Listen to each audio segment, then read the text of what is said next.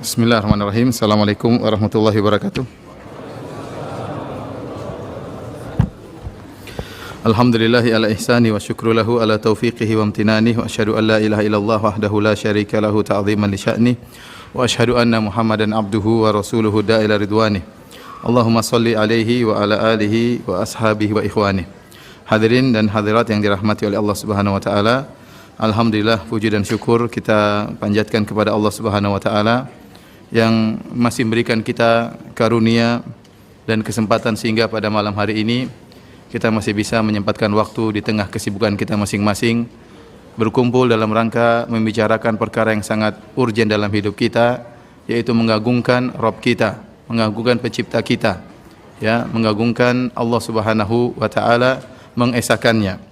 Salawat dan salam semoga tercurahkan selalu kepada junjungan kita Nabi Muhammad sallallahu alaihi wasallam dan juga kepada keluarganya serta seluruh sahabat beliau tanpa terkecuali.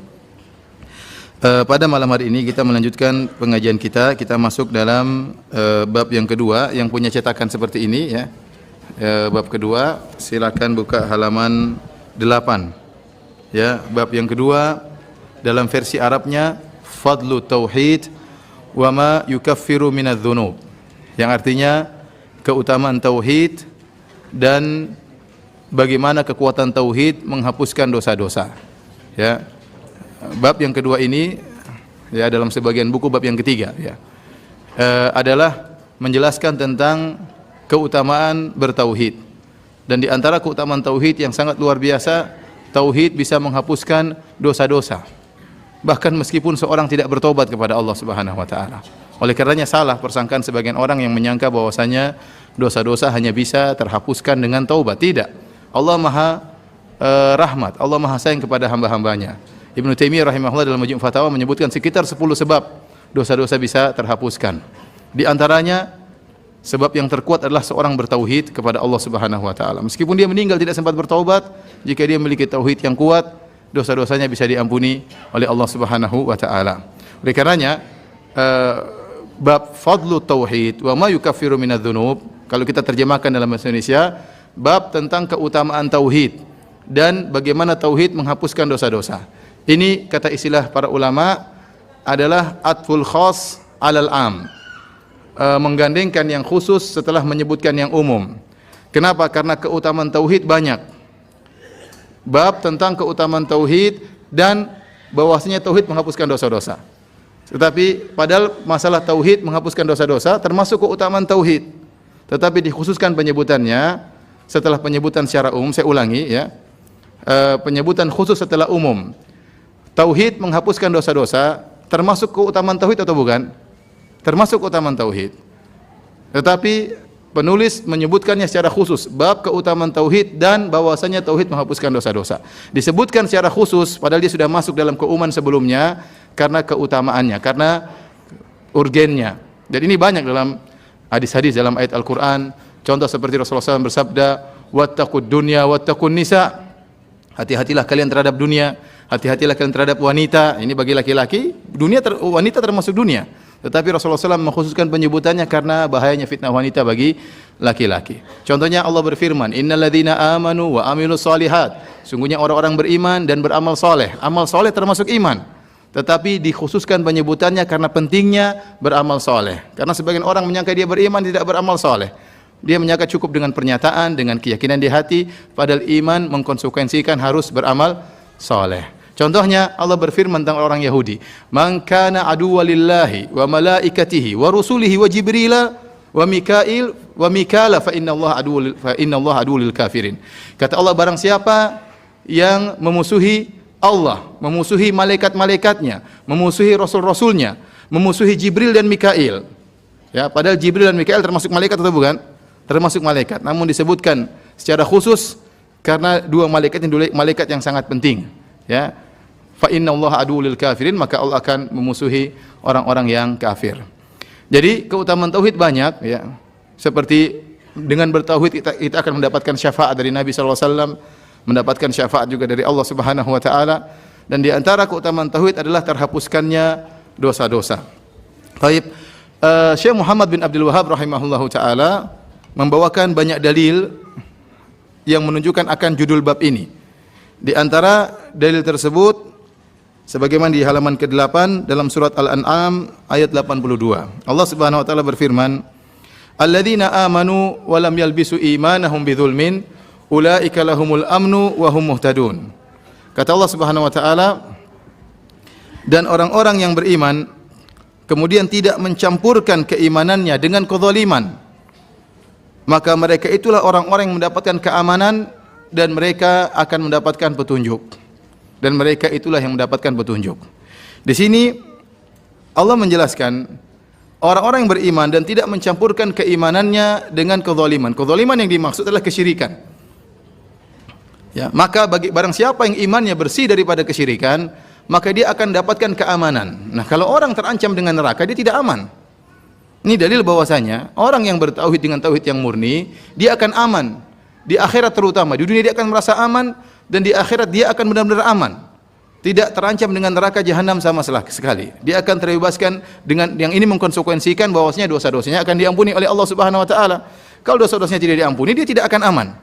Ya, semakin murni tauhidnya, semakin kuat tauhidnya, semakin banyak dosa-dosa yang akan digugurkan oleh Allah Subhanahu wa taala. Tatkala turun ayat ini, sebagian sahabat, dalam Sahih Al-Bukhari, sebagian sahabat mengeluh kepada Nabi sallallahu alaihi wasallam karena Allah mengatakan orang-orang yang beriman dan tidak mencampurkan keimanannya dengan kezaliman. Sebagian sahabat menyangka kezaliman tersebut adalah umum. Sudah kita jelaskan pada pertemuan kemarin bahwasanya isim nakirah kalau datang dalam konteks penafian maka memberikan faedah keumuman. Masih ingat atau tidak? Ya, isim nakirah di sini. Alladzina amanu wa lam yalbisu, dan tidak mencampurkan. Ini penafian. Bidzulmin, zulmin di sini zulmin nakirah tanwin. Orang-orang yang beriman dan tidak mencampurkan keimanannya dengan kezaliman apapun.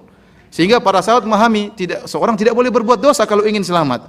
Maka sahabat pun datang kepada Nabi sallallahu alaihi wasallam dengan berkata, "Ya Rasulullah, ayyuna lam yadzlim nafsahu?" Ya Rasulullah, siapa di antara kita yang tidak pernah berdosa? Bagaimana kita bisa mengamalkan ayat ini sementara kita pasti berdosa? Para sahabat menganggap zalim di sini umum, termasuk zalim terhadap diri sendiri, zalim terhadap orang lain, berbuat zalim kepada Allah Subhanahu wa taala dengan kesyirikan. Maka Nabi sallallahu alaihi wasallam menjelaskan, laisa kama tadhhabuna ilaihi, tidak seperti yang kalian pahami wahai para sahabatku. Alam tasma'u ila qauli abdin saleh, yaitu Luqman, tidakkah kalian mendengar tentang perkataan Luqman kepada anaknya, inna syirka la zulmun azim, sungguhnya kesyirikan merupakan kezaliman yang sangat besar. Jadi yang dimaksud dengan kezaliman di sini adalah apa? Kesyirikan. Yang dimaksud dengan kezaliman di sini adalah kesyirikan. Jadi barang siapa yang beriman tidak mencampurkan keimanannya dengan kesyirikan apapun, syirik besar, syirik kecil dia berusaha menjauhi, ya, maka dia akan dapat keamanan di dunia, demikian juga keamanan di akhirat. Ayat ini para hadirin adalah ujung dari dialog antara Nabi Ibrahim alaihissalam dengan kaumnya, ya. Saya akan bacakan surat Al-An'am ya, tentang ayat ini ya. Surat Al-An'am ayat 75 dan seterusnya. Ayat 75 dan seterusnya. Allah Subhanahu wa taala berfirman, kalau antum punya Al-Qur'an silakan buka ya, surat Al-An'am ayat 75. Kata Allah Subhanahu wa taala, "Wa kadzalika nuri Ibrahima malakutas samawati wal ardi wa liyakuna minal muqinin." Dan demikianlah kami menampakkan kepada Nabi Ibrahim alaihissalam ya, tentang tanda-tanda keagungan kami di langit maupun di bumi, wa liyakuna minal muqinin, agar dia termasuk dari orang-orang yang yakin. Jadi Ibrahim alaihissalam diutus oleh Allah Subhanahu wa taala dan dia menghadapi dua kelompok manusia dengan dua model kesyirikan. Tatkala beliau berada di Babil di Irak, sebagaimana disebutkan oleh Ibnu Katsir rahimahullahu taala, beliau berhadapan dengan orang-orang penyembah berhala, termasuk ayahnya menyembah berhala. Kemudian tatkala dia diusir oleh kaumnya, kemudian dia pergi ke negeri Syam, maka dia bertemu dengan orang-orang penyembah benda-benda langit, menyembah matahari, menyembah rembulan, menyembah bintang ya. Jadi dia mendapati dua kelompok manusia yang melakukan penyembahan terhadap sebagian menyembah terhadap benda-benda bumi dan sebagian menyembah terhadap benda-benda langit. Nah, Allah Subhanahu wa taala ya jelaskan bahwasanya Nabi Ibrahim alaihissalam sejak kecil sudah berdakwah. Para ulama menyebutkan Nabi Ibrahim alaihissalam tatkala menghancurkan patung-patung umurnya sudah masih 16 tahun. Masih 16 tahun. Dan dia satu-satunya yang bertauhid di kampungnya, bahkan di negerinya, ya. Seluruh umat tatkala itu di atas kesyirikan dan dia sendiri menyeru kepada tauhid. Kenapa saya ingin menyampaikan hal ini? Ya, karena sebagian orang salah sangka menyangka bahwasanya Ibrahim alaihissalam, ya, Ibrahim alaihissalam dahulunya tidak percaya kepada Tuhan. Kemudian setelah itu dia mencari Tuhan. Ini sering disebutkan dalam buku-buku. Dia mencari Tuhan. Maka dia pun melihat bintang. Kemudian kata dia bintang hilang, ini bukan Tuhan. Kemudian dia lagi mencari Tuhan, lihat rembulan, rembulan hilang, kata dia ini bukan Tuhan. Kemudian lihat matahari, matahari hilang, ini bukan Tuhan. Yang benar kata Ibnu Katsir rahimahullah, lam yakun Ibrahim nadhiran, innama kana munadhiran. Ibrahim alaihissalam tidak pernah mencari Tuhan. Tetapi dia waktu berbicara tentang benda-benda langit, tentang rembulan, tentang matahari, dia sedang berdebat dengan kaumnya. Dia sedang berdebat dengan kaumnya. Ya, saya akan sebutkan ya, bahwasanya Ibrahim alaihissalam sejak kecil sudah berdakwah. Makanya Allah mengatakan lam yakum minal musyrikin. Ibrahim tidak pernah syirik sama sekali. Kalau antum belajar bahasa Arab, antum akan tahu kalimat lam dalam bahasa Arab adalah harfu qalabin. Harfu qalabin, harfu jazmin wa qalabin. Dia adalah menjazm fi'il mudhari' dan dia fungsinya adalah untuk merubah fi'il mudhari' kepada fi'il madhi. Ya, antum yang tidak tahu bahasa Arab ya sudah ya. Mohon maaf. Maksudnya apa? Kalau lam yakum minal musyrikin, kalau kita terjemahkan dalam bahasa Indonesia, dia tidak pernah sama sekali berbuat syirik. Tidak pernah sama sekali berbuat apa? Syirik. Bahkan masa lampaunya juga dia tidak pernah berbuat syirik.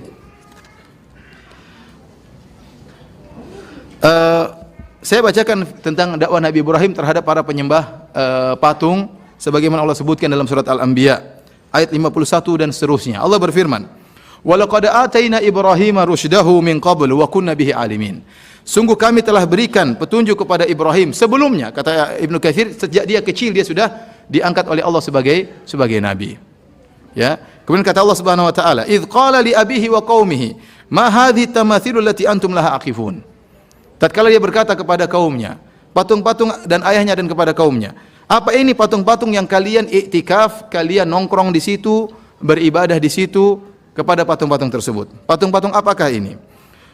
Apa jawaban kaumnya? Qalu wajadna aba'ana laha abidin. Kami mendapati nenek moyang kami menyembah patung-patung ini. Dan sedemikianlah banyak orang tatkala ditanya dalil, mereka tidak punya hujah, tidak punya dalil. Hujah mereka hanyalah ini tradisi nenek moyang kami. Sebagaimana kaum musyrikin di zaman Nabi SAW. Inna wajadna aba'ana ala millah wa inna ala atharihim muqtadun. Kami telah mendapat nenek moyang kami seperti ini dan kami tinggal ngikut saja. Ingat, Ibrahim sendirian bertauhid. Satu negara semuanya musyrikin. Makanya waktu Ibrahim berjalan dengan istrinya Sarah di negeri Mesir, kata Ibrahim, wahai Sarah, tidak ada yang beriman di atas muka bumi ini kecuali saya dan kau. Ya. Dia sendirian dan masih muda. Masih sekitar umur berapa? 15 tahun, 16 tahun. Waktu kaumnya berdalil dengan nenek moyangnya, maka dia berkata, qala laqad kuntum antum wa aba'ukum fi dhalalim mubin. Kalian, bapak kalian, kakek kalian semuanya dalam kesesatan yang nyata. Ini bikin jengkel orang ya. Kalau saya dibilang sesat saya masih bisa terima, tapi kalau dibilang bapak saya sesat, kakek saya juga sesat, wah saya susah kalau begitu ya.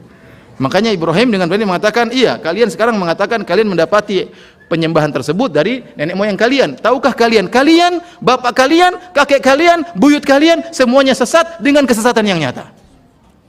Berani Ibrahim alaihissalam. Mereka heran melihat Ibrahim ngomong demikian. Kata mereka, qalu ajitana bil haqqi am anta minal laibin. Wahai Ibrahim, kau ini serius atau main-main? Serius atau main-main? Kau sendirian kayak begini ya? Semua dalam kondisi menyembah berhala. Kenapa ini serius atau main? Kau mencela nenek moyang kami? Serius atau main-main? Maka Ibrahim mengatakan, qala bar rabbukum rabbus samawati wal ardi alladzi fatarahunna wa ana ala dzalikum minasyahidin. Sungguhnya Rabb kalian adalah Allah yang telah menciptakan langit dan bumi. Yang menguasai langit dan bumi itulah Rabb kalian yang telah menciptakannya. Ya. Maka kemudian Ibrahim berkata, wa tallahi la akidanna asnamakum ba'da an tuwallu mudbirin. Saya akan buat makar terhadap sembahan-sembahan kalian tatkala kalian pergi. Jadi mereka ini disebut oleh para ahli sejarah dan Ibnu Katsir rahimahullah, mereka kaum Ibrahim punya acara tahunan. Acara tahunan tersebut acara hari raya. Namun mereka mengadakan acara hari raya di luar kampung mereka. Sehingga mereka keluar kampung kemudian mengadakan acara perayaan di luar kampung tersebut. Dan Nabi Ibrahim diajak. Namun Nabi Ibrahim beralasan. Dia mengatakan, inni saqim. Sungguhnya saya sakit. sakit. Padahal Ibrahim tidak sakit. Oleh karena dalam hadis Ibrahim alaihissalam, Nabi SAW mengatakan, lam yakdzib Ibrahim alaihissalam qat illa thalatha kazibat. Ibrahim alaihissalam seumur hidup tidak pernah berdusta kecuali cuma 3 kali. Berapa kali? 3 kali. Kalau kita berapa kali? Wallahu alam. Seumur hidup tidak pernah berdusta kecuali cuma 3 kali. Thintani fi dzatillah. 2 kali dia dusta karena untuk berdakwah di jalan Allah Subhanahu wa taala. Dusta yang ketiga dalam rangka menyelamatkan istrinya. Semuanya dusta beralasan, bukan asal ngomong, tidak. Dusta beralasan. 2-nya karena dakwah. Itu pun kata para ulama, dustanya bukan dusta yang tegas, tapi dusta yang tauriah, kalimat yang disalahpahami. Ibrahim waktu diajak untuk ikut acara, dia tidak mau ikut. Dia cari alasan, kata dia, ini sakim, saya sakit. Sekali lagi, sakim dalam bahasa Arab adalah isim fa'il. Isim fa'il itu menunjukkan masa sekarang atau masa depan. Jadi kalau ini sakim bisa diartikan saya akan sakit, dan Ibrahim pasti akan sakit suatu saat. Jadi dia tidak berdosa. Atau dia mengatakan saya sedang sakit, maksud saya hati saya sakit lihat kalian kurang ajar ya. Ini dusta di antaranya. Dusta yang kedua akan kita sebutkan. Dia berdosa karena Allah. Tatkala kaumnya sudah pergi, maka dia pun ambil kapaknya, kata Allah, faja'alahum judzadan illa kabiran lahum la'allahum ilaihi yarji'un. Maka dia pun memukul patung-patung yang kecil, dibiarkan patung yang besar. Rupanya mereka menyembah patung, patungnya ada yang besar, ada patung yang kecil-kecil. Ya. Dan di mana-mana orang berbuat syirik seperti itu. Antum lihat orang-orang menyembah dewa-dewa, pasti ada dewa yang paling hebat satu. Ya, yang lainnya anak buah ya. Iya. Dalam kesyirikan mereka masih ada fitrah tauhid. Bahwasanya yang paling jago pasti cuma apa? Cuma satu. Mereka juga kaum Ibrahim. Waktu mereka membuat patung ada satu yang paling top, yang paling hebat. Saya pernah jalan di Medan. Saya lihat ada patung besar, ada patung kecil-kecil. Ada seorang syekh berkata, ini kalau ada Nabi Ibrahim dihancurin yang kecil-kecil katanya. Biarin yang gede. Maka Ibrahim alaihissalam ingin menggerakkan agar mereka berfikir. Maka dia hancurkan yang kecil-kecil, kemudian diletakkan kapaknya di patung yang besar. Kata Nabi Ibrahim, la'allahum ilaihi yarji'un. Semoga mereka kembali untuk bertanya kepada patung gede ini ya, atau kepada beliau. Jadi memang dia cari gara. Ya, tapi antum jangan seperti ini ya. Ini Nabi Ibrahim zaman dahulu ya. Kita harus lihat aturan ya. Jadi Nabi Ibrahim sengaja menghancurkan patung-patung kecil karena cari gara. Dia ingin dipermasalahkan, dia ingin dipanggil, dia ingin disidang. Itu tujuan Nabi Ibrahim alaihissalam. Akhirnya mereka pulang, mereka dapati tuhan-tuhan mereka sudah hancur. Qalu man fa'ala hadza bi alihatina innahu laminadh dhalimin. Mereka berkata, siapa yang telah menghancurkan tuhan-tuhan kita? Sungguhnya dia termasuk orang-orang yang zalim. Qalu sami'na fatan yadhkuruhum yuqalu lahu Ibrahim. Kami pernah dengar ada anak muda, fatan anak muda, masih 15 tahun, 16 tahun, pernah mengejek tuhan-tuhan kita. Namanya Ibrahim. Cari dia. Siapa Ibrahim di sini? Qalu fa'tu bihi ala ayunin nas la'allahum yashhadun. Datangkan dia agar dilihat oleh seluruh manusia, agar mereka tahu Ibrahim sesat. Ini yang dicari Nabi Ibrahim. Dia ingin dihadirkan supaya disidang di hadapan banyak orang. Dia ingin menegakkan hujjah, dia ingin menyampaikan tauhid. Ngumpung, orang kumpul apa jadi masalah. Dia ingin dipermasalahkan. Akhirnya dikumpulkan manusia seluruhnya, dihadirkanlah Ibrahim alaihissalam, anak muda, maka mereka bertanya, qalu a anta fa'alta hadza bi alihatina ya Ibrahim. Apakah engkau yang telah melakukan hal ini terhadap tuhan-tuhan kita wahai Ibrahim? Ibrahim berdosa. Qala bal fa'alahu kabiruhum hadza fas'aluhum in kanu yantiqun. Kata Ibrahim, yang menghancurkan patung-patung kecil adalah patung yang besar. Kalau tidak percaya tanya patung-patung yang kecil yang sudah hancur tersebut. Ini kata para ulama, Nabi Ibrahim berdusta, tapi dustanya tidak dusta yang tegas. Dia namanya dusta bersyarat. Seakan-akan Ibrahim berkata, yang menghancurkan patung-patung yang kecil adalah patung yang besar dengan syarat patung kecil bisa ngomong. Kalau patung kecil tidak bisa ngomong, berarti saya yang hancurin. Paham? Dia mengatakan, bal fa'alahu kabirum hadza fas'aluhum in kanu yantiqun. Yang telah menghancurkan adalah patung yang gede, coba tanya kepada patung-patung kecil kalau mereka bisa bicara. Faraja'u ila anfusihim faqalu innakum antumudz zalimun. Akhirnya mereka kembali sadar ya. Kata mereka, kita yang salah bukan Ibrahim. Kenapa kita tinggalkan patung-patung kita?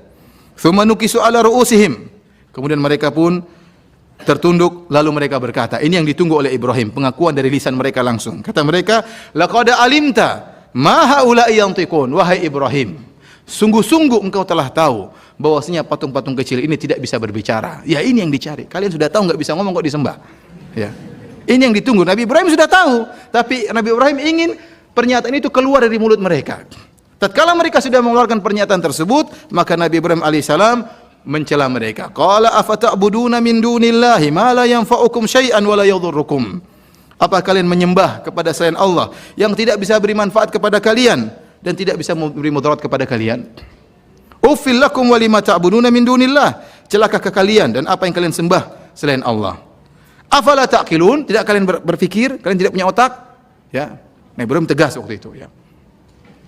Oleh karenanya para hadirin Allah Subhanahu wa taala, dalam ayat yang lain Nabi Ibrahim ternyata waktu mereka pergi ke perayaan, mereka meletakkan sajian-sajian, makanan-makanan di hadapan patung-patung tersebut. Nabi Ibrahim mengatakan, "Ala ta'kulun?" Kalian tidak makan wahai patung-patung itu, ada sajian tidak dimakan, dan mereka tidak bisa jawab. Kenapa kalian tidak berbicara? Kenapa tidak makan makanan? Dan subhanallah, tradisi sajian sampai sekarang masih ada, ya. Sampai ada, ya. Dan sajian itu akan diletakkan di hadapan apa? Berhala, untuk dicari keberkahannya atau untuk apanya, ya. Saya masih ingat, saya punya teman seorang bisnismen, ya. Dia punya teman bisnis orang penyembah berhala, ya. Akhirnya dia mengadakan perjanjian dengan temannya tersebut. Mereka deal, sepakat dengan suatu perjanjian. Waktu sudah sepakat, akhirnya temannya tadi bersyukur kepada dewanya. Maka dia pun mengambil sesajen, kemudian dia letakkan di hadapan dewa, patung-patung dewanya, kemudian dia letakkan uang, dia bakar uangnya. Teman saya bilang, ngapain kamu taruh sajian? Ini bersyukur, saya bersyukur kepada dewa karena kita sudah deal, ya. Terus kenapa kau bakar uang? Ya saya bersyukur saya bakar uang, tapi itu uang mainan, kata teman saya. Itu bukan uang beneran, itu uang apa? Uang palsu. Kata dia, enggak apa-apa, dewanya enggak marah meskipun uang palsu. Kata teman saya, wah ini gawat, dewanya saja dia tipu, apalagi saya. Dan ternyata benar, akhirnya dia ketipu. Jadi akhirnya Nabi Ibrahim alaihissalam mengatakan, ufil lakum wa lima ta'buduna min dunillah. Celah kalian apa yang kalian sembah selain Allah Subhanahu wa taala. Akhirnya mereka mengatakan, qalu harrikuhu wansuru alihatakum in kuntum fa'ilin. Jadi Nabi Ibrahim alaihissalam ingin menggerakkan pemikiran mereka. Kalian, namanya Tuhan tidak ingin diduakan. Ini dewa yang besar aja tidak suka kalau ada patung-patung yang kecil, agar mereka, otak mereka berpikir. Apalagi Allah Subhanahu wa taala pencipta alam semesta, tidak ingin diduakan, ya, tidak ingin disekutukan. Akhirnya mereka pun tatkala tidak bisa berhujah dengan dalil, maka mereka menggunakan otot. Kata mereka, harrikuhu, bakala Ibrahim, wansuru alihatakum, dan tolonglah Tuhan-Tuhan kalian, in kuntum fa'ilin, kalau kalian benar-benar bertindak.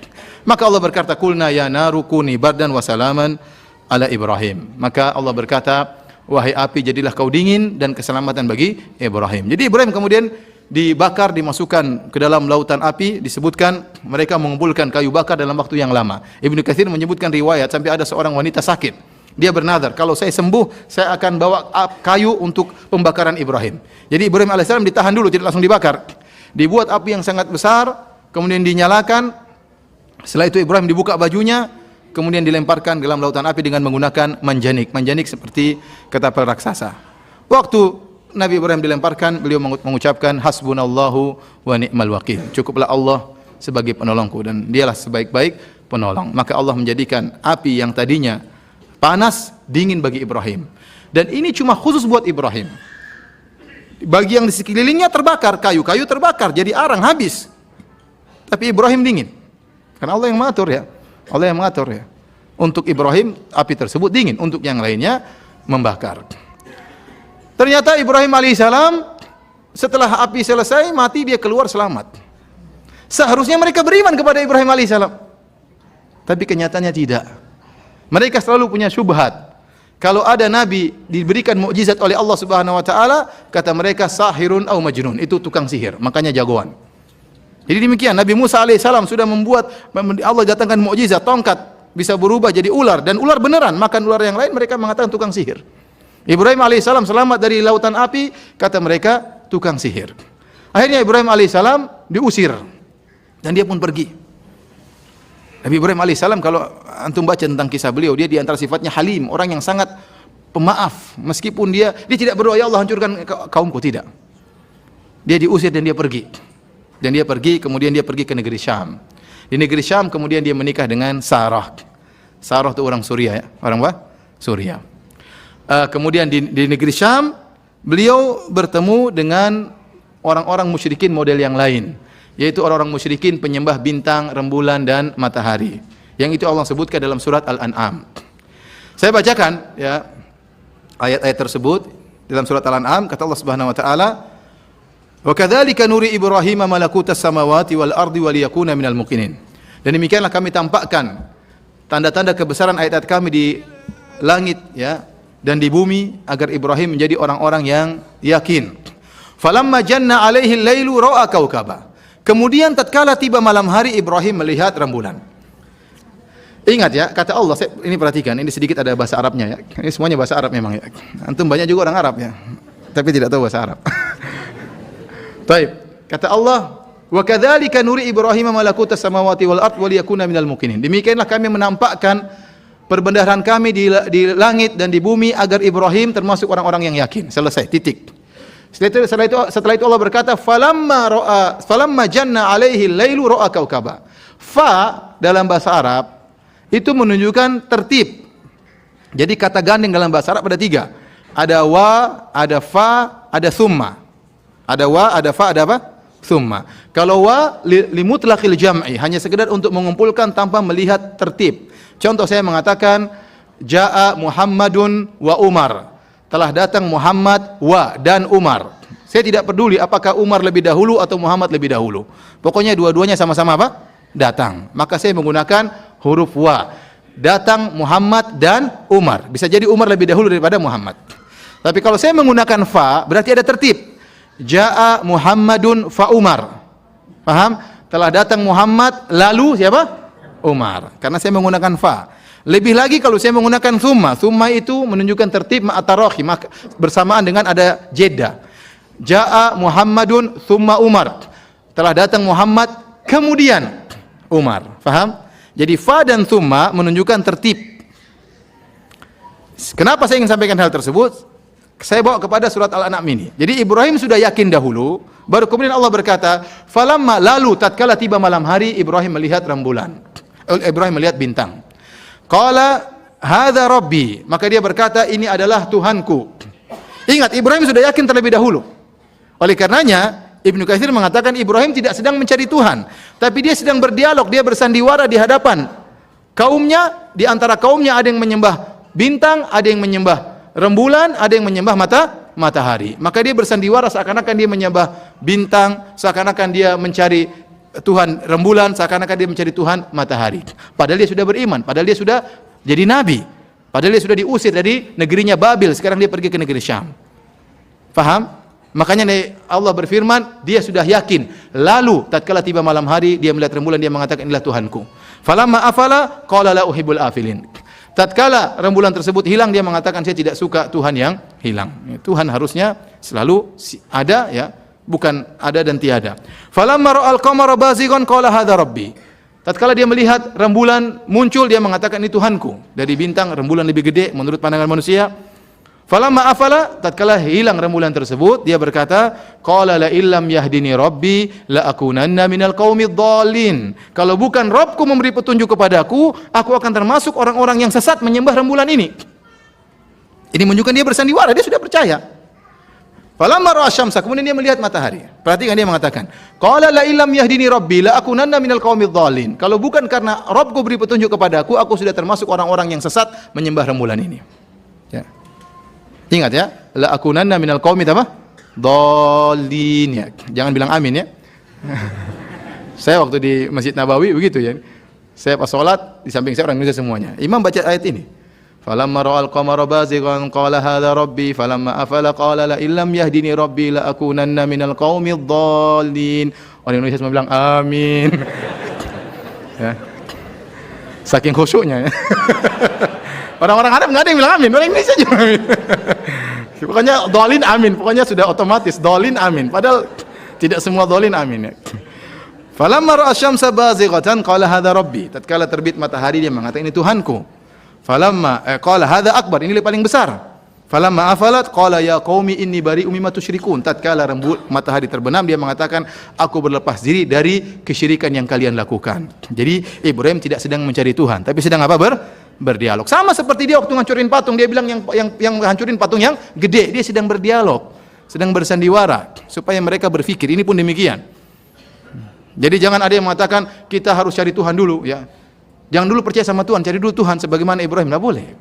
Ya. Kita percaya sama Tuhan sudah ada fitrah dalam hati kita. Ya. Kita hanya sekedar memperkuat. Ya. Jangan kafir dulu baru mencari Tuhan. Ya, jangan. Karena saya pernah dapat di sebagian orang, ya. Kamu percaya sama Tuhan, mana dalilmu? Kamu tidak boleh percaya dulu. Harus percaya dengan bukti. Kalau nggak ada bukti jangan percaya. Disuruh kafir dulu. Bahaya. Bisa jadi tidak kembali lagi. Bahaya. Ini ada praktek, sebagian ustadz mempraktekkan hal tersebut. Kita ikut ikut dulu namanya pesantren kilat, ada praktek-praktek seperti itu, bahaya. Mereka salah paham tentang ayat ini. Ya. Mereka bahaya, ikhwan, kalau antum baca tafsir, baca Al-Qur'an, baca tafsirnya. Jangan memahami sendiri, khawatir terjerumus dalam kesalahan. Kemudian Nabi Ibrahim berkata, "Inni wajjahtu wajhiya lilladzi fatara samawati wal ard hanifa wa ma ana minal musyrikin." Aku mengarahkan wajahku kepada yang menciptakan langit dan bumi, yang menciptakan rembulan, yang menciptakan matahari. Itulah Tuhanku. Ya, dan aku bukan termasuk orang-orang musyrik. Kata Allah, "Wa hajahu qaumuhu." Akhirnya Nabi Ibrahim didebat oleh kaumnya. Qala atuhajjuni fillah wa qad hadan. Kalian ingin berdebat denganku tentang Allah Subhanahu wa taala. Ya, padahal Allah telah beri petunjuk kepadaku. Wala akhafu ma tusyrikuna bihi. Aku tidak pernah takut dengan kesyirikan yang kalian lakukan. Kemudian Nabi Ibrahim berkata, "Wa kaifa akhafu ma asyraktum wa la takhafuna annakum asyraktum billahi ma lam yunzil bihi alaikum sultana." Bagaimana saya takut dengan Tuhan-tuhan kalian sementara kalian tidak takut kepada Allah? Jadi kata para ulama, rupanya Nabi Ibrahim ditakut-takuti oleh kaumnya. Seakan-akan mereka berkata, "Wahai Ibrahim, kau mencela Tuhan-Tuhan kami, kau nanti kualat, hati-hati kau, nanti bahaya." Ibrahim mengatakan, "Saya tidak takut dengan sembahan-sembahan kalian." Ya. Bagaimana saya takut dengan sembahan kalian sementara kalian tidak takut berbuat syirik kepada Allah Subhanahu wa taala? Dan ini luar biasa Nabi Ibrahim alaihissalam, sendirian, ya. Ditemani istrinya siapa? Sarah. Ini juga pernah dialami oleh Nabi Hud. Nabi Hud alaihissalam, kalau antum perhatikan, tidak disebutkan tentang mukjizatnya. Nabi Saleh ada mukjizatnya, Nabi Ibrahim ada mukjizatnya, Nabi Hud tidak disebutkan oleh mukjizatnya. Tapi sebagian ulama mengatakan di antara hal yang hebat dari Nabi Hud, waktu dia diancam oleh kaumnya, Nabi Hud menjelaskan bahwasanya kaumnya dalam kesyirikan. Maka kaumnya berkata, "Inna qulu illa taraka ba'du alihatina bisu." Qala ushhidullah wa ashhadu anni bari'um mimma tusyrikuna min duni. Fakiduni jami'an thumma la tunzirun. Inni tawakkaltu 'ala Allahi rabbi wa rabbukum. Kata Nabi Hud, kaumnya berkata, "Kami ingatkan engkau wahai Hud, kau akan ditimpa dengan keburukan oleh sebagian tuhan-tuhan kami." Jadi Nabi Hud diancam, kau akan kualat wahai Nabi Hud. Nabi Hud berkata apa? "Anni bari'um mimma tusyrikuna min duni." Saya berlepas diri daripada kesyirikan yang kalian lakukan. Kemudian dia berkata, "Fakiduni jami'an thumma la tunzirun." Kalian semua berkumpul, ya, bikin kecelakaan bagi saya. Sekarang jangan tunda-tunda, ya. Nabi Hud sendirian dan dia berani. Jadi seakan-akan kalau ada orang ngancam, Ustaz, hati-hati Ustaz, nanti ente disantet sama dukun." Suruh dukun berkumpul seluruhnya. Suruh santet saya sekarang juga, jangan tunda-tunda. Antum berani seperti itu? Kalau saya masih belum berani. Nabi Hud alaihissalam di antara kehebatan ini mengatakan demikian. Kata dia, waktu diancam dia malah ancam. "Fakiduni jami'an." Kalian suruhnya bikin makar sama saya. Suruh tuhan-tuhan kalian, dewa-dewa kalian bikin saya kualat. "Tsumma la tunzirun." Jangan tunda-tunda. Ini dilakukan juga oleh Ibrahim alaihissalam. Maka bahkan dia mengajak berpikir kaumnya, "Wa kaifa akhafu ma asyraktum?" Bagaimana saya takut dengan Tuhan-Tuhan kalian? "Wala takhafuna annakum asyraktum billahi." Sementara kalian tidak takut berbuat syirik kepada Allah Subhanahu wa taala. "Fa ayyul fariqaini ahaqqu bil amni in kuntum ta'lamun." Maka siapakah di antara saya dan kalian yang lebih merasa aman? Kalau kalian mengetahui. Baru turun firman Allah, "Alladzina amanu wa lam yalbisu imanahum bidzulmin, ulaika lahumul amnu wa hum muhtadun." Orang-orang yang beriman dan tidak mencampurkan keimanannya dengan kesyirikan, itulah orang-orang yang aman. Inilah sebab nuzul kenapa ada ayat ini. Ya. Ceritanya panjang, ya. Jadi maksud dari ayat ini, barang siapa yang beriman dan tidak mencampurkan keimanannya dengan kesyirikan apapun, maka dia akan mendapatkan keamanan. Semakin dia terbebaskan dari segala bentuk kesyirikan, syirik besar, syirik kecil, dia dijauhkan dari riya, tidak ingin dipuji, dijauhkan dari ujub, tidak merasa bangga dengan amal dia, syirik yang besar, syirik yang kecil seluruhnya dia terhapuskan dari hatinya, maka dia paling merasa aman di akhirat kelak. Dan konsekuensi dari keamanan tersebut, dia pasti diampuni dosa-dosanya oleh Allah Subhanahu wa taala. Maka ini sisi pendalilan bahwasanya orang yang bertauhid, tauhidnya bisa menggugurkan apa? Dosa-dosanya. Paham? Sisi pendalilannya paham? Paham atau tidak? Paham ya? Baik. Kita lanjutkan. Dalil berikutnya, Rasulullah SAW bersabda dalam riwayat Al-Bukhari dan Imam Muslim, "Man syahida an la ilaha illallah wahdahu la syarikalah." Barang siapa yang bersaksi bahwasanya tidak ada sembahan yang berhak disembah kecuali Allah semata, tidak ada sekutu baginya. Wa anna Muhammadan abduhu wa rasuluh, bahwasanya Muhammad adalah hamba Allah dan rasulnya. Wa anna Isa abdullahi wa rasuluh, dan Isa itu adalah hamba Allah dan rasulnya. Wa kalimatuhu alqaha ila Maryam, dan kalimat Allah yang Allah lemparkan ke Maryam itu kalimat kun, wahai Isa jadilah engkau. Wa ruhum minhu, dan bahwasanya Isa adalah ruh di antara ruh-ruh yang Allah ciptakan. Wal jannata haqqun, dan dia bersaksi surga itu ada. Wan naru haqqun, dan dia bersaksi neraka itu ada. Adkhalahullahu al-jannata ala ma kana minal amal, maka Allah akan masukkan dia ke dalam surga ya, apapun bentuk amalannya. Hadis ini riwayat al-Imam Al-Bukhari dan Imam Muslim, tidak diragukan akan kesahihannya dari Ubadah bin Samit radhiyallahu taala anhu, menjelaskan tentang pentingnya akidah ya. Barang siapa yang bersaksi tidak ada sembahan yang berhak disembah kecuali Allah semata, tidak ada sekutu baginya, dan bersaksi bahwasanya Muhammad adalah hamba Allah dan rasulnya. Tidak boleh seorang mengangkat derajat Rasulullah SAW sampai derajat ketuhanan. Dia seorang hamba, dan tidak boleh seorang merendahkan Nabi karena dia seorang Rasul. Apa yang diucapkan oleh Nabi pasti benar. Ya. Tidak boleh berlebihan dan tidak boleh dia kurang. Harus di tengah-tengah. Nabi SAW adalah hamba Allah dan juga Rasulnya. Dan dia yakin bahwa Nabi Isa hanyalah hamba Allah yang soleh, seorang Nabi. Dia berada dalam perut ibunya karena Allah berkata kun, jadilah engkau wahai Isa. Ya, dan ruh yang Allah ciptakan Allah kirimkan ke dalam perut Maryam. Ya. Dan dia bukan anak Allah, dan dia bukan Allah Subhanahu wa taala, bukan titisan Allah Subhanahu wa taala, tapi dia adalah ruh dari ruh-ruh yang Allah ciptakan. Kemudian dia bersaksi bahwasanya surga itu ada. Karena ada sebagian orang mengingkari adanya surga. Sebagian orang ahli filsafat mengatakan sebenarnya surga tidak ada, sebenarnya neraka tidak ada. Tetapi ya, para nabi menyampaikan hal tersebut kepada kaumnya supaya mereka bisa taat. Maka dibuatlah cerita-cerita seakan-akan surga itu ada, seakan-akan neraka itu ada. Padahal sebenarnya tidak ada. Ya. Ini pendapat sebagian orang-orang ahli filsafat. Ya. Ini berbahaya. Ini kekufuran.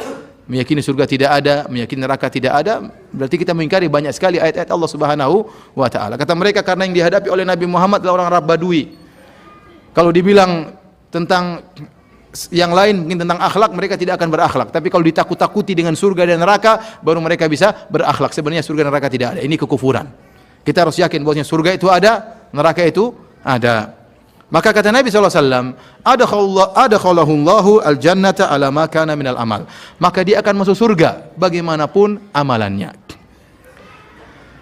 Ini adalah tafsiran di kalangan para ulama. Dia akan dimasukkan oleh Allah ke dalam surga bagaimanapun amalannya. Tafsiran pertama, dia akan masuk surga bagaimanapun maksiat yang dia lakukan. Dia pasti ujung-ujungnya akan masuk surga. Apakah masuk surga secara langsung tanpa diadab sama sekali, ataukah diadab terdahulu tapi intinya akan masuk apa? Surga. Tergantung kekuatan tauhidnya. Kalau tauhidnya sangat kuat, dia akan masuk surga tanpa melalui neraka. Tapi kalau tauhidnya lemah, tauhidnya hanya bisa menggugurkan sebagian dosa, akhirnya dia harus masuk neraka terlebih dahulu. Tetapi ujung-ujungnya dia pasti akan masuk surga. Ya. Beda dengan orang yang musyrik. Kalau orang musyrik pasti di neraka jahanam kekal selama-lamanya, tidak mungkin akan keluar dari neraka jahanam. Ya, ini keyakinan Ahlus Sunnah wal Jamaah bahwasanya orang muslim bagaimanapun dia bermaksiat selama tauhidnya belum batal, suatu saat dia pasti akan masuk surga. Entah langsung masuk surga atau mampir terlebih dahulu. Makanya saya ingat cerita yang disampaikan oleh Syekh Abdul Razak hafizahullah taala. Beliau bercerita tentang ada seorang mahasiswa Universitas Islam Madinah dari negara kafir. Dia cerita bagaimana dia masuk Islam. Ceritanya dia pernah jadi guide. Dia menggait beberapa orang-orang Arab, ya, entah dari Saudi atau Kuwait, dari negara Khalij. Ya. Datang berlibur di negaranya, entah Perancis, entah pokoknya negara kafir. Maka diajaklah ke bar, mereka pun minum bir, orang-orang Arab ini ya. Mereka minum bir, mereka orang Islam. Dia juga minum bir ya, sama-sama karena dia guide-nya. Waktu mereka sedang teler, sedang mabuk, tiba-tiba ada di antara mereka yang sadar, berkata, "Ya Allah, semoga Allah ampuni kita." Kata siapa? Kata di antara orang-orang Arab yang mabuk tersebut. Akhirnya guide tadi, orang kafir tadi mengatakan, "Saya juga diampuni oleh Tuhan." Kata orang mabuk ini, "Enggak, kau enggak. Kalau kau neraka tidak bisa keluar. Pasti kekal dalam selamanya." Kata dia, "Kenapa? Kita ini ahli tauhid tapi bermaksiat. Kalau ente kafir asli, tidak bisa keluar dari neraka." Padahal mabuk ini. Akhirnya orang ini, kata Syekh Abdul Razak, dia berpikir, kenapa saya harus masuk neraka terus-terusan? Maka dia pun mulai cari tahu, sampai akhirnya masuk Islam. Dia baca literatur sampai dia tahu tentang kesyirikan, sampai akhirnya dia masuk Islam. Ini akidah yang benar ya. Antum melihat orang mabuk saja bisa berdakwah. Apalagi antum. Jadi kalau orang muslim bagaimanapun dia, selama dia tidak batal tauhidnya, entah dia berzina, entah dia pasti masuk surga ujung-ujungnya. Entah langsung masuk surga kalau tauhidnya kuat, atau dia mampir dulu ke neraka jahanam, tapi ujungnya pasti masuk surga.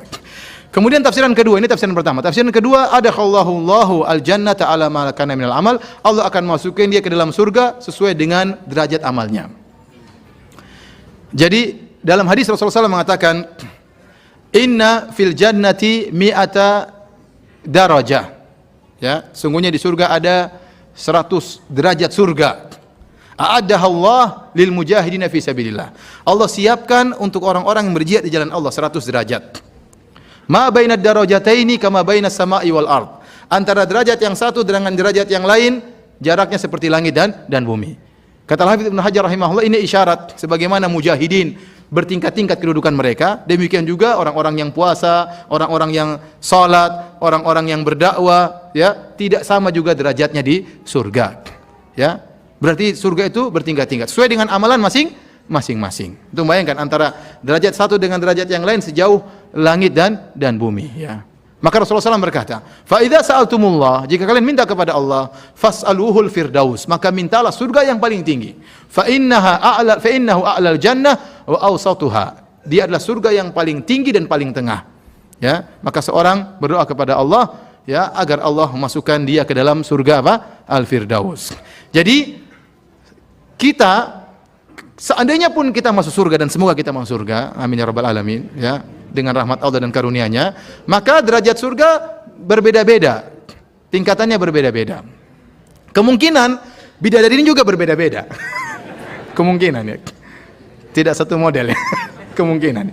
Karena kenikmatannya berbeda-beda sesuai dengan apa? Ketinggian surga tersebut. Makanya semua orang di akhirat akan menyesal, termasuk orang mukmin. Ya. Yaqulu ya laitani qaddamtu li hayati. Dia berkata dalam surat Al-Fajr, ya, kenapa dahulu saya di dunia tidak melakukan amal soleh untuk kehidupanku sekarang di akhirat. Ya, semuanya menyesal. Kata para ulama, orang-orang kafir menyesal kenapa dulu tidak beriman, mereka ke dalam neraka jahanam. Para pelaku maksiat menyesal kenapa dahulu dia bermaksiat sehingga dia pun mampir ke neraka jahanam. Orang-orang beriman juga menyesal kenapa dahulu amal soleh saya kurang. Saya dulu berbakti kepada ibu saya, tapi kenapa kurang bakti saya kepada ibu saya? Saya dulu sholat malam, tapi kenapa kurang sholat malam saya? Saya dulu bersedekah, tapi kenapa kurang sedekah saya? Dia menyesal karena surga apa? Bertingkat-tingkat. Dan Allah Maha Adil. Allah tidak akan samakan antara orang yang pelit dengan orang yang bersedekah. Orang yang rajin sholat malam tidak disamakan orang tidak sholat malam. Orang rajin puasa sunnah tidak sama dengan orang tidak puasa sunnah. Orang di pengajian tidak sama dengan tidak ikut pengajian. Allah Maha Adil. Oleh karenanya orang yang berganya bertingkat-tingkat sesuai dengan amalannya. Kita sampai pada halaman yang ke-9, sampai pada hadis dari Itban.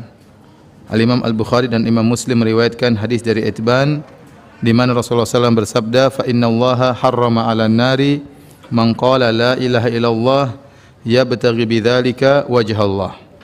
Artinya sungguhnya Allah mengharamkan kepada neraka untuk dimasuki oleh orang yang mengucapkan la ilaha illallah karena mencari wajah Allah Subhanahu wa taala. Hadis ini jelas ya tentang keutamaan la ilaha illallah, bahwasanya jika seorang mengucapkan la ilaha illallah dengan tauhid yang murni, tidak tercampur dengan kesyirikan sama sekali, maka dia akan masuk surga tanpa diadab di neraka sama sekali. Tetapi kalau ternyata la ilaha illallahnya kurang kuat, ya, kemurniannya tidak kuat, maka bisa jadi dia terjerumus dulu di neraka jahanam, baru ujung-ujungnya dia akan masuk dalam surga. Maka ini semua kembali kepada kekuatan tauhidnya.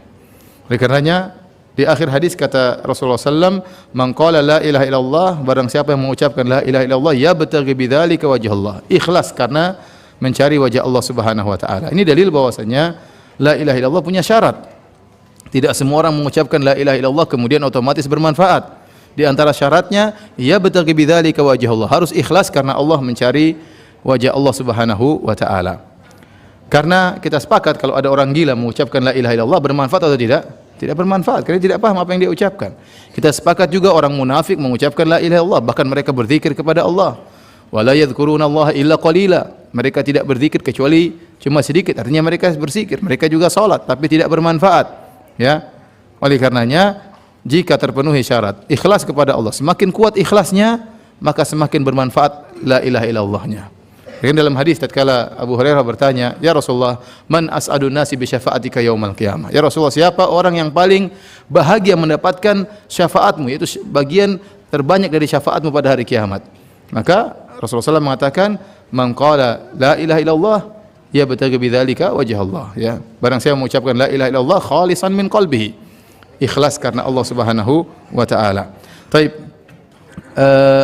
Hadis ini juga menjelaskan tentang adanya sifat wajah.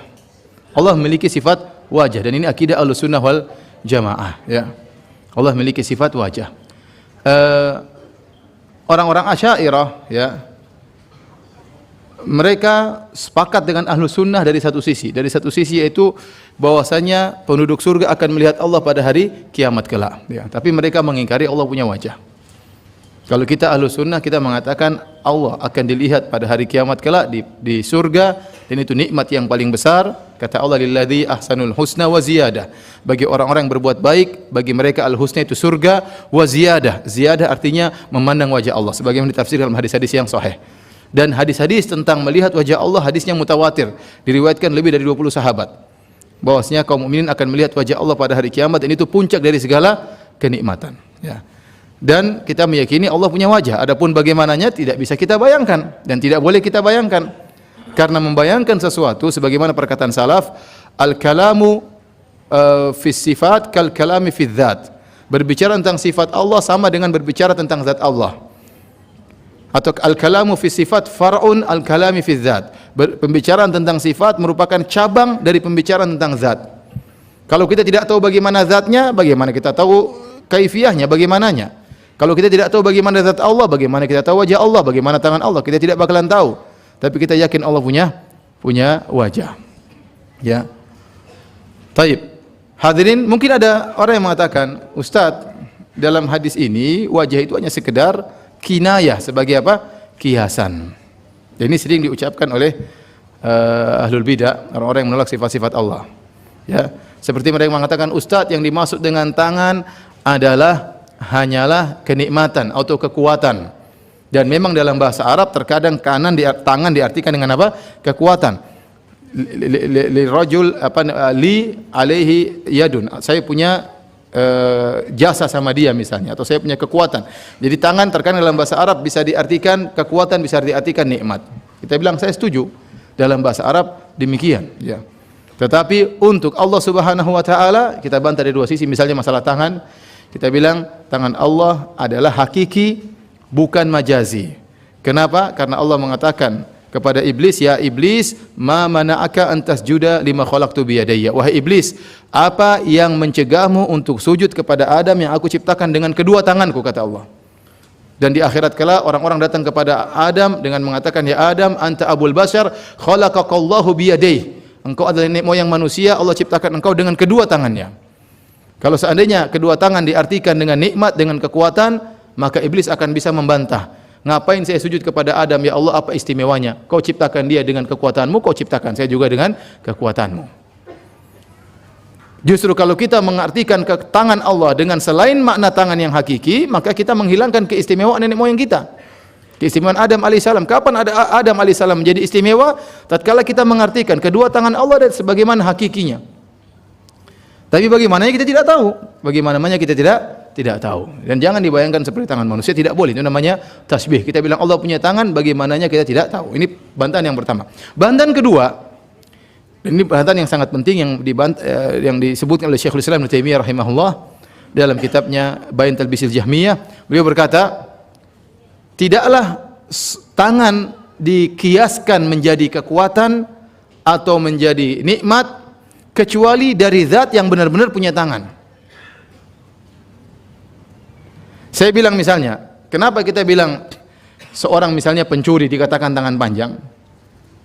Padahal dia mencuri mungkin bukan pakai tangan, mungkin dia pakai komputer gini saja, tidak perlu tangannya dijulur-julur gini. Karena memang dia asalnya punya tangan atau tidak? Asalnya dia punya tangan. Asalnya dia punya tangan asli, maka kita gunakan tangannya itu sebagai kiasan sebagai pencuri. Kalau dalam bahasa Arab tangan panjang itu artinya apa? Suka bersedekah ya. Oleh karena disebutkan dalam hadis tatkala Rasulullah SAW menyebutkan bahwasanya istrinya yang cepat meninggal dunia adalah yang paling panjang tangannya. Maka waktu Rasulullah SAW meninggal, para istri Nabi mengkur-kur tangannya. Ya. Ternyata maksudnya adalah Zainab yang suka bersedekah, ya, suka bersedekah. Maksud saya, tidaklah kita menjadikan tangan sebagai kiasan kecuali dari zat yang benar-benar punya tangan. Kalau enggak punya tangan, ngapain kita bilang tangan? Ya. Seperti saya mengatakan, telah datang batang hidungnya. Ya. Bukan hidungnya datang sendiri begitu, tidak. Ya, maksudnya hidung itu adalah perwakilan dari seluruh tubuh dan kita menggunakan ungkapan tersebut bagi zat yang benar-benar punya hidung. Kita enggak pernah bilang datang batang hidung meja, enggak ada, karena meja enggak punya hidung. Paham? Demikian juga seorang mengatakan wajah bisa diartikan zat. Benar, bisa diartikan zat, tetapi hanya digunakan kepada zat yang benar-benar punya apa? Wajah. Saya tidak melihat wajahnya pada hari ini. Maksudnya tidak melihat orangnya secara penuh. Paham? Tetapi kalau orang tersebut asalnya enggak punya wajah, enggak mungkin kita menggunakan kalimat wajah sebagai perwakilan zat. Paham atau tidak poin ini? Ini poin paling penting. Ya. Taruhlah kita sepakat bahwasanya wajah itu adalah maksudnya zat, tangan artinya kekuatan, namun kita tidak gunakan lafal-lafal tersebut kecuali kepada zat yang benar-benar punya wajah dan punya apa? Punya tangan. Baik. Kita lanjutkan hadis berikutnya. Hadis berikutnya dari Abu Sa'id Al-Khudri radhiyallahu anhu, bahwasanya Rasulullah SAW bersabda, qala Musa, Nabi Musa berkata, ya Rabbi, ya Rabbku, alimni syai'an adhkuruka wa adu'uka bihi. Ajarkanlah kepadaku suatu untuk aku berzikir dan berdoa kepadamu. Qala, Allah berkata, qul ya Musa la ilaha illallah. Wahai Musa, ucapkanlah la ilaha illallah. Qala ya Rabbi, Musa berkata, kullu ibadika yaquluna hadza. Semua hambamu mengucapkan la ilaha illallah. Nabi Musa ingin zikir yang spesial. Ya, dia seorang nabi yang mulia, dia ingin zikir yang spesial. Allah sebutkan tidak ada yang lebih spesial daripada la ilaha illallah. Nabi Musa berkata semua orang mengucapkan la ilaha illallah. Tidak ada yang lebih spesial. Makanya tidak ada zikir khusus bagi Nabi Musa alaihissalam. Yang paling top la ilaha illallah. Maka kemudian Allah berkata, ya Musa, lau anna samawati sab'a wa amirahunna ghairi. Wahai Musa, kalau langit yang 7 dan penghuninya selain aku yang berada di atas langit, wal ardina sab'a, dan seluruh bumi yang berlapis 7, fi kifatin wa la ilaha illallah fi kifatin malat bihinna la ilaha illallah. Seandainya ditimbang ya penghuni langit seluruhnya, kemudian penghuni bumi seluruhnya, langit 7 lapis, bumi 7 lapis, ditaruh di satu timbangan dan la ilaha illallah di satu timbangan, maka akan lebih berat apa? La ilaha illallah.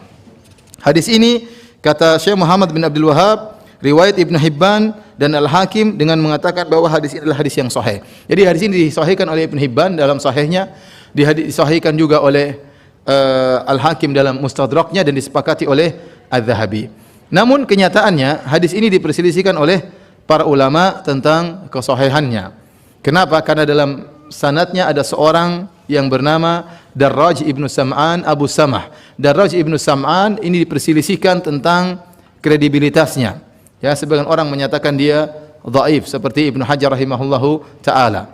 Terutama tatkala dia meriwayatkan dari silsilah Darraj an Abil Haytham an Abi Sa'id Al-Khudri. Ini silsilah Darraj an Abil Haytham an Abi Sa'id Al-Khudri. Silsilah ini diperselisihkan oleh para ulama.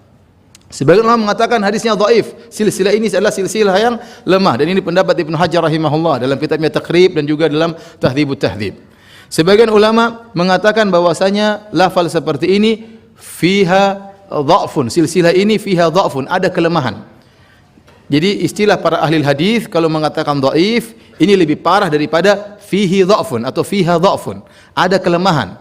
Yang pertama, dhaif, lemah. Ini lebih parah. Yang kedua, ada kelemahan, berarti lebih ringan. Dan ini pendapat Yahya bin Ma'in. Kemudian ada pendapat yang ketiga mengatakan silsilah ini adalah silsilah yang sahih. Dan ini pendapat Ibnu Hibban dan pendapat Al-Hakim. Oleh karenanya hadis ini diperselisihkan oleh para ulama tentang kesahihannya.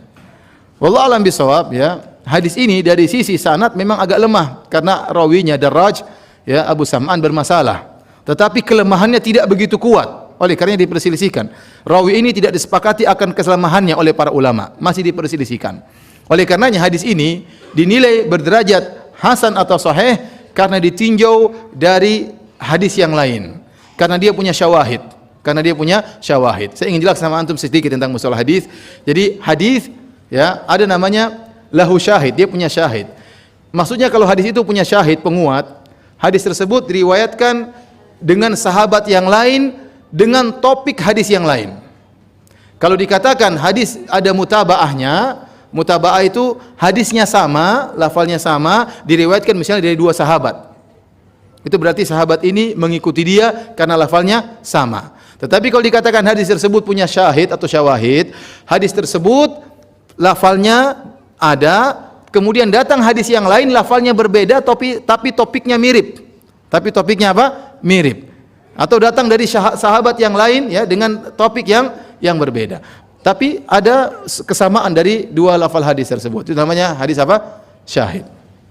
Dan untuk hadis ini disahihkan oleh Ibnu Katsir rahimahullah karena ada dia menyebutkan syahid dari hadis ini. Demikian juga oleh Ibnu Hajar juga dalam Fathul Bari, ya. Karena melihat ada hadis yang lain yang menguatkan makna dari hadis ini. Di antara hadis yang menguatkan hadis ini, ya, adalah hadis yang dikenal dengan hadisul bitaqah atau hadis sahibil bitaqah. Hadis tentang kisah seorang yang memiliki kartu la ilaha illallah. Yang dalam hadis tersebut menjelaskan la ilaha illallah sangat berat, ya. Oleh karenanya Ibnu Katsir mensahihkan hadis ini dengan menyebutkan syahid tentang hadis bitaqah. Saya bacakan hadis bitaqah tersebut, ya, maknanya sama tentang beratnya la ilaha illallah. Kata Nabi sallallahu alaihi wasallam, yusahu bi rajulin min ummati yaumal qiyamati ala ru'usil khalaiq. Diteriakin seorang dipanggil oleh Allah Subhanahu wa taala dari umat Nabi sallallahu alaihi wasallam. Pada hari kiamat kelak dihadapkan di hadapan al khalaiq, di hadapan kepada manusia. Fayunsharu alaihi tis'atun wa tis'una sijillan. Setelah itu dibukakan 99 catatan amal yang dia lakukan. Kullu sijillin maddul basar. Setiap catatan amal besarnya sejauh mata memandang, ya. Catatan amalnya sangat banyak sejauh mata memandang. Isinya catatan amal dia. Isinya maksiat-maksiat. Tsumma yaqulullah azza wa jalla, kemudian Allah berkata kepada dia, "Hal tunkiru min hadza syai'an?" Adakah yang kau ingkari dari catatan-catatan ini? Ada yang salah? Fayaqulu la ya Rabb. Kata dia, tidak ada yang salah ya Allah. Fayaqul, "Adzalamatka katabatil hafizun?" Apakah para malaikatku menzalimimu? Maksudnya malaikat salah catat? Kata dia, tidak ada ya Allah, benar semua, ya. Tsumma yaqul, Allah bertanya lagi, alaka uzrun, kau punya uzur? Kenapa kau melakukan ini semua? Kau punya uzur? Alaka hasanah, kau punya kebaikan? Fayahabur rajul, maka orang ini pun ketakutan. Fayaqul, la, kata dia, enggak ada ya Allah. Uzur enggak ada, kebaikan enggak ada. Fayaqulu bala, kata Allah, bahkan kau punya kebaikan. Innalaka indana hasanatin, sungguhnya kau memiliki kebaikan-kebaikan di sisi kami. Wa innahu la dzulma 'alaikal yaum, dan pada hari ini kau tidak akan dizalimi. Fatukhraju lahu bitaqatun, lalu dikeluarkan baginya sebuah kartu. Fiha asyhadu an la ilaha illallah wa anna Muhammadan abduhu wa rasuluh. Dalam kartu tersebut tertulis la ilaha illallah. Qal fayaqul, maka dia berkata, ya Rabbi. Dia mengatakan, ma hadhil bitaqatu ma hadhis sijillat. Ya Allah, apa pengaruhnya satu kartu ini dibandingkan dengan 99 catatan amal yang sejauh mata memandang setiap catatan amalnya. Allah berkata, innaka la tuzlam, kau tidak akan dizalimi pada hari ini. Fatudau sijillat fi kiffatin wal bitaqatu fi kiffatin. Maka 99 catatan tersebut diletakkan di timbangan, di daun timbangan, dan la ilaha illallah diletakkan di daun timbangan yang lain. Fatasat as-sijillat wa thaqulatil bitaqah. Ternyata lebih berat apa? La ilaha illallah. Hadis ini Disebutkan di awal hadis, kata Nabi SAW, yusahu birajulin. Allah panggil seorang di hadapan banyak orang. Allah ingin mentenarkan dia. Kenapa? Dia punya amalan yang luar biasa. Dia punya amalan apa? La ilaha illallah. Ternyata beratnya sangat luar biasa. Oleh karena Ibnu Qayyim rahimahullah berkata, setiap kita punya la ilaha illallah, setiap kita punya bitaqah la ilaha illallah. Kita semua punya bitaqah la ilaha illallah. Yang jadi masalah kualitasnya berbeda-beda. Kualitasnya berbeda-beda. Semakin tinggi kualitas la ilaha illallah, semakin kita murnikan la ilaha illallah, semakin kita mentahqiq tawakal kita kepada Allah. Semakin tidak ada keraguan sedikit pun tentang Allah Subhanahu wa taala, maka akan semakin kuat la ilaha illallah. Ini dalil bahwasanya la ilaha illallah bisa menggugurkan dosa-dosa. Orang tadi punya catatan amal yang sangat luar biasa, berisi kemaksiatan. Semuanya hancur, semuanya terbakar karena apa? La ilaha illallah. Kemudian juga Ibnu Katsir menyebutkan syahid yang lain, hadis yang lain mengkuatkan hadis Musa tadi alaihissalam, yaitu sabda Nabi SAW, wa khairu ma qultu ana wa nabiyyuna qabli la ilaha illallah wahdahu la syarikalah lahul mulku wa lahul hamdu wa huwa ala kulli syai'in qadir. Dan zikir yang terbaik yang pernah aku ucapkan dan para nabi ucapkan sebelumku adalah la ilaha illallah. Jadi la ilaha illallah adalah zikir yang terbaik dan sangat berat ditimbang pada hari kiamat kelak. Kita kembali pada hadis tentang Nabi Musa ini, ya. Ini dalil bahwasanya tidak ada zikir yang lebih afdal daripada la ilaha illallah. Ini juga dalil bahwasanya, ya, penghuni langit ada penghuninya. Langit ada penghuninya. Makanya Rasulullah SAW Allah berkata, "Lau anna samawati sab'a wa amirahunna ghairi." Seandainya seluruh penghuni langit selain saya diletakkan di timbangan. Ini menunjukkan Allah berada di atas apa? Di atas langit. Tapi bedanya Allah tidak butuh dengan langit. Langit dan bumi yang butuh kepada Allah Subhanahu wa taala. Allah berfirman dalam surat Fatir ayat 41, "Innallaha yumsikus samawati wal arda an tazula." Sungguhnya Allah menahan langit dan bumi supaya tidak lenyap, supaya tidak jatuh, supaya tidak rusak. Ya. Jadi Allah berada di atas langit dan tidak butuh dengan langit. Justru langit dan bumi yang butuh kepada Allah Subhanahu wa taala. Karena sebagian ahlul bidah, ya, menyatakan dalam buku mereka, seperti dalam buku Asasus Taqdis, dia mengatakan apa? Seandainya Allah berada di atas langit, berarti Allah lebih kecil daripada langit dan Allah butuh kepada langit. Seandainya langit jatuh, Allah pun ikut jatuh. Ini logika mereka. Kata mereka, yang di atas lebih kecil daripada yang di bawah dan yang di atas butuh kepada yang di bawah. Dan ini sudah dibantah oleh para ulama. Pernyataan Anda bahwasanya yang di atas lebih kecil daripada yang di bawah dan yang di atas butuh kepada yang di bawah, ini tidak lazim. Tidak harus demikian. Contohnya antara langit dan bumi. Langit dan bumi, yang lebih di atas langit atau bumi? Langit. Yang lebih besar langit atau bumi? Langit. Apakah langit butuh kepada bumi? Apakah ada tiang? Kata Allah, bi ghairi amadin tarawnaha. Tidak ada tiang yang menyanggah langit tersebut, tapi Allah yang tahan langit tersebut. Ternyata di antara makhluk ada yang lebih tinggi, lebih besar daripada yang di bawah, dan ada yang tinggi tidak butuh kepada yang di bawah. Kalau makhluk saja demikian, apalagi Allah Subhanahu wa taala. Allah berada di atas langit bukan berarti Allah butuh kepada langit, justru langit yang butuh kepada Allah. Kalau Allah tidak jaga, langit akan hancur, bumi akan hancur. Yang jaga adalah Allah Subhanahu wa taala. Baik. Kita lanjutkan hadis yang terakhir. Hadis qudsi, At-Tirmidzi meriwayatkan yang dinyatakan hasan dari Anas radhiyallahu anhu, aku mendengar Rasulullah SAW bersabda. Qala Allah Ta'ala, Allah berfirman, "Ya bani Adam, law ataitani bi qurabil ardi khataya." Wahai anak Adam, kalau engkau datang bertemu denganku dengan membawa dosa sepenuh bumi ini, seberat bumi ini. Tsumma laqitani la tusyriku bi syai'a. Kemudian kau bertemu denganku tidak berbuat syirik sama sekali. La ataituka bi qurabiha maghfirah, maka aku akan mendatangi engkau dengan ampunan pula sebesar bumi. Ini adalah keutamaan tauhid yang sangat luar biasa, ya. Kata Allah, kalau engkau datang bertemu denganku dengan membawa dosa sebesar bumi ini, ya. Bukan sebesar Jakarta, ya, bukan sebesar Indonesia. Sebesar apa? Bumi. Beratnya kayak apa? Dosa yang sangat banyak. Ini dalil membantah orang-orang Mu'tazilah dan orang-orang Khawarij. Yang orang-orang Khawarij mengatakan barang siapa terjerumus dalam dosa besar maka dia kafir. Dan ini sampai sekarang masih ada, ya. Seperti mengatakan, seperti Arab Saudi ada muncul sebagian takfirin, tukang-tukang mengkafirkan yang mengatakan kenapa pelaku riba kafir, pemerintah kafir. Kenapa? Karena membolehkan praktek riba, ya. Taib, membolehkan ada orang buka bank riba bukan berarti menghalalkan apa? Riba. Tidak ada kelaziman. Kalau ada orang, jangankan membolehkan orang buka praktek riba, bahkan pelaku riba saja tidak apa? Tidak melazimkan dia menghalalkan apa? Riba. Ya. Kalau ada orang berzina 100 kali, apakah berarti dia pasti menghalalkan zina? Jawabannya belum tentu dan tidak. Ya, dia tahu dia bermaksiat tapi dia berzina dan dia melakukan dosa besar, tapi tidak sampai pada derajat apa? Kafir. Ya. Taib. Kita lanjutkan. Ya. Jadi ini bantahan kepada orang Khawarij yang mengatakan pelaku dosa besar di neraka jahanam kekal. Ya. Ternyata pelaku dosa besar bisa diampuni oleh Allah Subhanahu wa taala meskipun dia memiliki dosa sebesar bumi ini. Orang yang memiliki dosa sebesar bumi, kira-kira pelaku dosa besar atau dosa kecil? Pelaku dosa besar. Ternyata dia masih mungkin diampuni kalau dia ya bertauhid kepada Allah dengan tauhid yang murni. Ingat, pembicaraan kita bukan orang yang bertobat. Kalau orang yang bertobat sudah selesai. At-taibu minadz-dzam kama la dzamba lahu. Orang yang bertobat dari dosa seperti orang yang tidak berdosa. Kita berbicara tentang orang yang meninggal yang punya dosa besar. Tetapi ternyata tauhidnya sangat apa? Murni. Dia tidak pernah berbuat syirik sama sekali. Tidak pernah berbuat syirik sama sekali, ya. Maka Allah akan mendatangkan ampunan kepada dia sebesar bumi itu pula. Ini dalil para hadirin dan hadirat yang dirahmati oleh Allah Subhanahu wa taala. Ternyata rahmat Allah itu luas.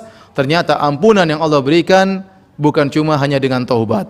Ada sebab-sebab yang lain yang bisa menjadikan dosa-dosa seorang diampunkan oleh Allah Subhanahu wa taala. Dan saya telah pernah sampaikan, Ibnu Taimiyah rahimahullah menyebutkan sekitar 10 sebab bagaimana dosa-dosa bisa gugur.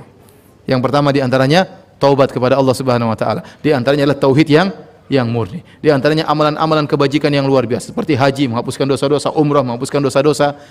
Sampai dia sebutkan sekitar 10 sebab bagaimana dosa-dosa bisa gugur meskipun seorang tidak bertobat kepada Allah Subhanahu wa taala. Bagaimana lagi jika disertai dengan taubat kepada Allah Subhanahu wa taala. Baik, hadirin dan hadirat yang dirahmati oleh Allah Subhanahu wa taala, kita selesai dari bab yang kedua. Selanjutnya kalau ada yang bertanya saya persilahkan. Tapi sebelum antum bertanya, ini ada beberapa hadiah disiapkan panitia kepada ikhwan-ikhwan yang bisa menjawab pertanyaan. Pertanyaan pertama, siapa yang bisa jawab istrinya Nabi Ibrahim ada berapa? Oh, ibu-ibu yang jawab, ibu-ibu yang jawab. Nggak jadi.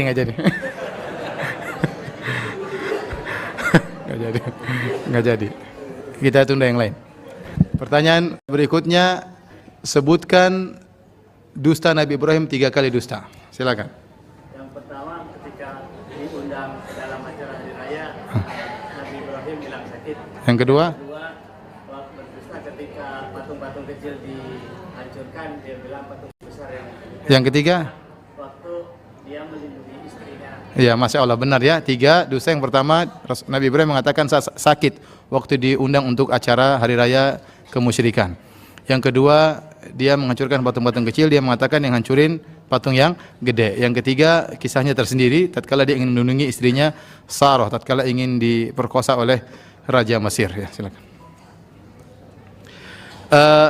Pertanyaan berikutnya, apa yang dimaksud bahwasanya dalam firman Allah, alladzina amanu wa lam yalbisu imanahum bidzulmin, orang-orang yang beriman dan tidak mencampurkan dengan kezaliman, keimanannya tidak dicampur dengan kezaliman.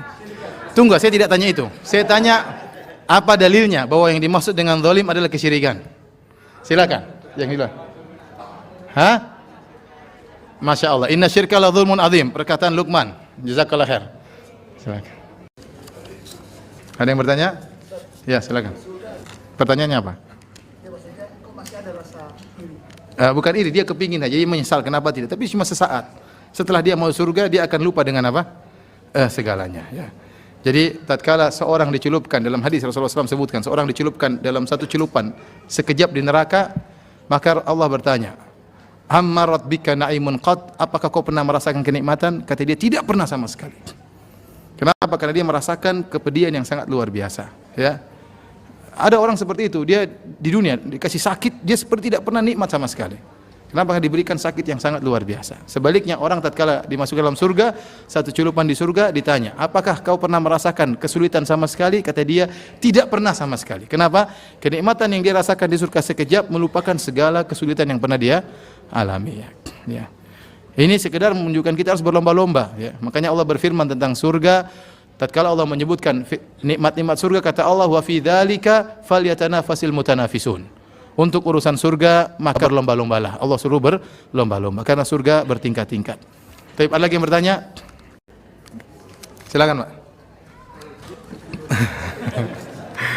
Jaringan Islam liberal, apakah masuk surga atau tidak? Ya, kita lihat apakah ya kalau dia ternyata memiliki keyakinan yang bisa membatalkan la ilaha illallahnya, maka tidak terjamin masuk surga.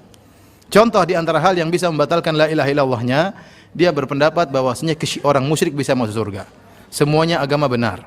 Dia menyamakan antara orang penyembah Nabi sama dengan penyembah Allah Subhanahu wa taala. Mereka menyatakan Nasrani, Yahudi, ya, Hindu, Buddha semuanya masuk surga. Bahwasanya di surga bukan cuma ada surga kaum muslimin. Surga itu luas, jangan dimonopoli kata mereka. Ya, ada surga Hindu, surga muslimin, surga Yahudi, surga Nasrani, bisa saling kunjung-kunjungan ya. Ini berbahaya. Kenapa? Karena hal ini bisa membatalkan tauhid. Kenapa? Berarti menyamakan antara agama tauhid dengan agama apa? Kesyirikan. Menyamakan antara penyembahan terhadap Allah Subhanahu wa taala pencipta alam semesta dengan penyembahan terhadap manusia seperti Nabi Isa alaihi salam, atau penyembahan terhadap seorang yang bijak seperti Siddhartha Gautama, atau penyembahan terhadap sapi atau terhadap jin. Ini tidak benar. Kalau kita membenarkan pemahaman seperti ini, kemana ayat-ayat yang menjelaskan orang-orang musyrikin di neraka jahanam? Ayat yang begitu banyak seakan-akan kita gagalkan. Oleh karenanya, kalau sampai pemahaman mereka sampai pada tahapan ini, maka ini berbahaya. Tapi ada yang liberal tidak sampai demikian. Hanya maksudnya liberal adalah kebebasan, laki-laki harus sama dengan perempuan, ya, dan yang lain sebagainya. Oleh karenanya mereka bermacam-macam juga. Tidak bisa kita hukum dengan satu hukum. Wallahu a'lam bishawab. Ada lagi yang bertanya? Di ujung terakhir ya, silakan. Ya, antum. Ya, salah kalau gitu. Ayo antum enggak apa? Tadi saya tangannya ke situ, tapi karena antum yang berdiri saya belok sini. Nah, silakan. Silakan. Antum silakan ya. Saya rasa kalau kita ingin menjaga tauhid kita, ya kita harus pertama kali minta kepada Allah Subhanahu wa taala. Nabi sallallahu alaihi wasallam berdoa dalam doanya, ya muqallibal qulub, tsabbit qalbi ala dinik. Ya Allah, zat pembolak-balik hati manusia, tetapkanlah hatiku di atas agamamu. Ini doa yang sering dibaca oleh Nabi bahkan dalam sujudnya. Ya, seorang tidak pernah merasa pede dengan imannya. Kita tidak tahu ya, gangguan begitu banyak, pemikiran begitu banyak. Ada sebagian orang yang tadinya sering ke masjid, tiba-tiba tukang ngebom. Ada orang kena syubhat. Tahu-tahu semua orang dia kafirkan. Tahu-tahu dia bom sana, bom sini ya. Ini kenyataan terjadi, ya. Oleh karenanya ada seorang tadinya bertauhid tiba-tiba jadi ateis, ragu dengan adanya Tuhan. Ya, oleh karenanya seorang berdoa kepada Allah agar mengkokohkan apa? Imannya, agar dia meninggal di atas tauhid kepada Allah Subhanahu wa taala. Yang kedua, hendaknya dia ikut pengajian. Hendaknya dia ikut pengajian untuk membentengi tauhidnya. Seorang butuh untuk mencharger imannya, ya. Kalau dia sibuk terus dengan permasalahan dunia, kemudian dia tidak pernah mencharger imannya, tidak pernah ngecas imannya, ya kita khawatir suatu saat dia terjerumus dalam pemikiran-pemikiran yang menyesatkan sehingga mencoreng tauhidnya. Demikianlah para hadirin hadirat yang dirahmati Allah Subhanahu wa taala, kajian kita pada malam hari ini. Kurang lebihnya saya mohon maaf, yang benar datangnya dari Allah Subhanahu wa taala, yang salah dari pribadi saya dan dari syaitan. Semoga Allah mengampuni dosa-dosa kita. Subhanakallah bihamdik, asyhadu an la ilaha illa anta, astaghfiruka wa atubu ilaik. Assalamualaikum warahmatullahi wabarakatuh.